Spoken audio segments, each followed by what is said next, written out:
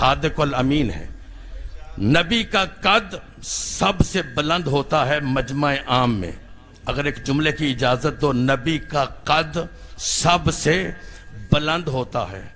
اب بتاؤ، جس رات نبی نے علی کو بستر پہ سلایا تھا، لوگ کہتے ہیں علی کا قد چھوٹا تھا، کافر کہتے ہیں جہاں پر نبی کا سر ہوتا تھا وہیں پر علی کا سر تھا، اور جہاں نبی کے پاؤں تھے وہاں نبی کے علی کے پاؤں تھے۔ اور لوگوں نے علی سے پوچھا، یا علی آج رات تلوار کے سائے میں نیند کیسے آ گئی؟ موت کا ڈر نہیں لگا؟ آواز آئی، میری زندگی کی ضمانت میرے نبی کے لفظوں میں تھی، جس نے کہا تھا کافروں کی امانتیں واپس کر کے کل مدینے آ جانا۔ کافروں کی امانتیں، سیالکوٹ والوں، کافروں کی امانتیں واپس کر کے مدینے آ جانا۔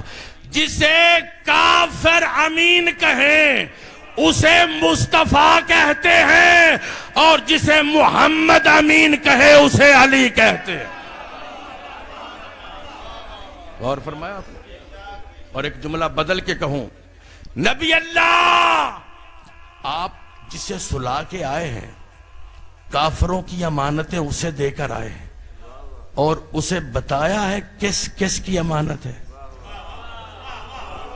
سیالکوٹ والوں، میں کہتا ہوں مولا اگر کوئی کافر آ کے بد زبانی کرے، کہے اٹھ نبی کے بستر پر تو سویا ہے، میری بھی امانت تھی، اٹھ واپس کر۔ پیغمبر فرماتے ہیں مہدوی تو ذاکر ہے، تو خطیب ہے، میں سلا کے اسے آیا ہوں۔ اگر کوئی کافر جھوٹ بھی بولے گا تو وہ اٹھ کے امانتوں سے پوچھ لے گا، تو کس کی ہے، تو کس کی ہے، تو کس کی ہے۔ اچھا بھئی، شیعہ سنی بیٹھے ہو، ایک نظریہ، ایک عقیدہ، یہ کن کی امانتیں ہیں؟ بولو، کافروں کی امانتیں۔ کافروں کی امانتیں۔ نبی ایک رات کے لیے جائے تو علی کے سوا کسی کو دے کے نہیں جاتا۔ کافروں کی امانتیں۔ اللہ کی بھی کوئی امانت ہے نبی کے پاس؟ اللہ کا دین، اللہ کی امانت، اللہ کا قرآن، اللہ کی امانت، اللہ کی شریعت، اللہ کی امانت، اللہ کی طرف سے عہدہ نبوت، اللہ کی امانت۔ اور جو پیغمبر ایک رات کے لیے جائے تو کافروں کی امانتیں علی کے سوا کسی کو دے کر نہیں جاتا، وہ دنیا سے جاتے ہوئے اللہ کے دین جیسی امانت غیر معصوم کے ہاتھ میں دے کر کیسے جا سکتا؟ نبی کا قد سب سے بلند ہوتا ہے۔ نبی کے بدن پر مکھی نہیں بیٹھتی۔ قبلہ بھی یہ فرما رہے تھے کہ نبی کے بدن پر مکھی نہیں بیٹھتی۔ پہلے میں نے ابو قحافہ کی روایت سنائی ہے، اب میں حضرت ابو بکر صدیق رضی اللہ تعالی عنہ کی روایت پڑھنے لگا ہوں۔ لکھنے والے قبلہ ڈاکٹر طاہر القادری صاحب ہیں۔ وہ کہتے ہیں ایک بندہ آیا مدینے میں، اس نے کہا مسجد میں آ کے کہ مولا میرے گھر میں آپ آئیں گے تو بڑی رحمت ہو جائے گی، میں آپ کی دعوت کرنا چاہتا ہوں اور اپنے نمازیوں کو بھی ساتھ لے کے آنا۔ یہ مولوی صاحب بیٹھے ہیں، کبھی کبھی حدیث قصہ پر مومنین جاتے ہیں اور بڑی اچھی لوگ خدمت کرتے ہیں۔ اصحاب نے بھی سوچا نبی کے ساتھ جائیں گے تو کیا کمال کی دعوت ہوگی۔ وہ بیچارہ درمیانے طبقے کا تھا، وہ جب پہنچا اس کے گھر میں گئے تو اس نے کچھ شہد اور کچھ خرمے یعنی کھجوریں پیغمبر کے سامنے رکھی۔ کھجوریں اور شہد، میٹھی چیزیں ہیں، بڑی اچھی طرح نام لیتا ہوں، کھجوریں اور شہد۔ حضرت ابو بکر صدیق فرماتے ہیں ہم نے دیکھا اس محفل میں جہاں کھجوریں تھیں اور جہاں پر شہد تھا مکھیاں آئیں، ہمارے ہاتھوں پر بھی کبھی بیٹھتی تھی کبھی اٹھتی تھی، تمام اصحاب کے ہاتھوں پر مکھیاں بیٹھتی اٹھتی رہیں، لیکن ہم نے دیکھا نہ نبی کے سامنے کھجوروں پر مکھی تھی اور نہ نبی کے ہاتھوں پر کوئی مکھی تھی۔ اب تک شاید آپ نے سنا ہو، راوی بڑے صدیق جن کا نام ہے، وہ کہتے ہیں ہم نے جہاں پر ہم نے جوتے اتارے تھے نا، ہم نے وہاں پر دیکھا ہماری جوتیوں پر مکھیاں تھیں۔